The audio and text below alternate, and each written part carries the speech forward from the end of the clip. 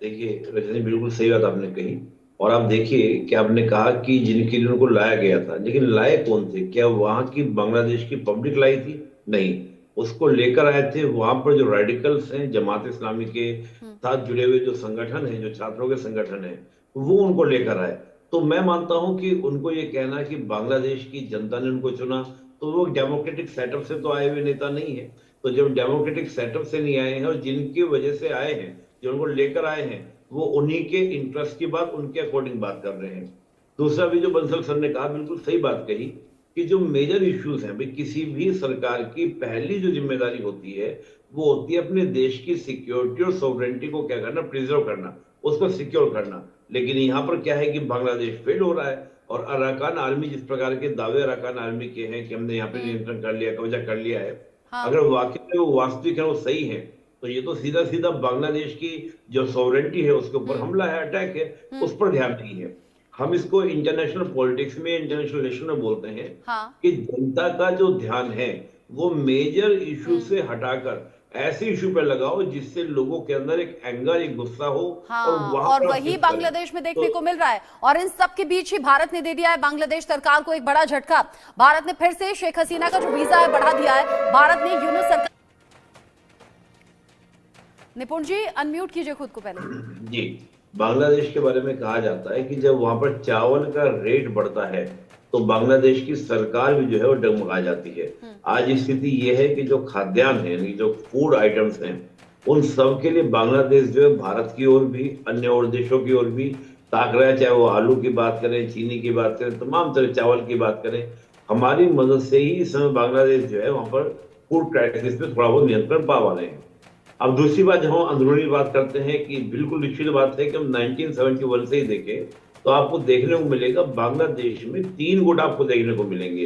एक गुट जो शेख मुजीबुर रहमान के नेतृत्व में था, वो भारत के यानी कि प्रो इंडिया था। एक गुट ऐसा था जो अमेरिका और पाकिस्तान के साथ में जाने की बात कर रहा था। और एक गुट ऐसा भी था जो चीन और रशिया तक की बात कर रहा था। अभी जो हम अराकान आर्मी की बात कर रहे हैं, तो अराकान आर्मी ने जिस प्रकार के स्टेटमेंट दिए हैं हाल के दिनों में, जैसे हम देखें जो कालाधार मल्टी ट्रांजिट रूट है, उसको कहा कि हम उसको रिवाइव करेंगे, भारत साथ जोड़ने का प्रयास करेंगे।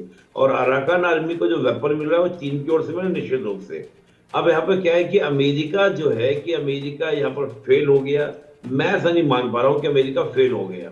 रीजन क्या है? देखिए, अमेरिका चाहता यही था कि भारत के दोनों बॉर्डर पर, इधर आपका वेस्ट बॉर्डर और ईस्ट बॉर्डर, ये आपका अनस्टेबल हो। जब अनस्टेबल होगा तो यहां पर भारत जो है ज्यादा अलाइनमेंट करेगा किससे? अमेरिका से। और अमेरिका से अलाइनमेंट होगा तो ब्रिक्स, एससीओ जैसे ऑर्गेनाइजेशन से, या चीन के साथ अभी जो हमारे समझौते हुए बॉर्डर को लेकर, उनसे दूर होगा। तो हमेशा देखिएगा कि अमेरिका की दो पॉलिसीज रहती हैं। जो उसके एनिमी है उनके साथ तो स्ट्रेटेजिकल वॉर करता है, और जो उसके फ्रेंड कंट्रीज को बोलता है उनके साथ चेक एंड मैट के लिए या तो समस्याएं उनकी खुद की अंदरूनी उठाने का प्रयास करता है, या नई तरह की समस्याएं उन देशों के सामने खड़ा करता है। तो बांग्लादेश को अनस्टेबल करके ये तो कहीं ना कहीं भारत के नुकसान की। और अमेरिका ये तो चाहता है कि जितना ज्यादा भारत पे प्रेशर होगा, दबाव होगा, उतना ही ज्यादा भारत जो है अमेरिका का कैप्टन बनेगा अगेंस्ट ऑफ चाइना। और यही बात चीन बोलता है, ये बात अमेरिका। तो अभी क्या है कि फिलहाल ये है, ये निश्चित है कि बांग्लादेश को मोहम्मद यूनुस ने कई कई दशक पीछे फेंक दिया है, जिसको शेख हसीना निकाल कर लाई थी। तो आप देखिए पर कैपिटा इनकम में, आप देखिए पाकिस्तान से आगे, बहुत सारे पैरामीटर आप देखेंगे तो पाकिस्तान से आगे, यहां तक कि भारत तक कुछ चुनौती बांग्लादेश देने लगा था शेख हसीना के नेतृत्व में। हाँ। आज वो बांग्लादेश खाने के लिए, फूड के लिए परेशान है, तंग है, फंड के क्राइसिस वहां पर है। और ऐसा ही चलता रहा तो वो दिन दूर नहीं है कि जो स्थिति आज पाकिस्तान की है, हालांकि विमानों को लगभग हो चुका है। आप उनका हाँ, फौरन फॉरेक्स देखिए, फॉरेक्स भी उनका ठीक खाली कहा हो आपने। चुका यही है। तो तो पाकिस्तान के साथ भी है ना, वहां भुखमरी है, कंगाली है, लेकिन उसकी प्रायोरिटी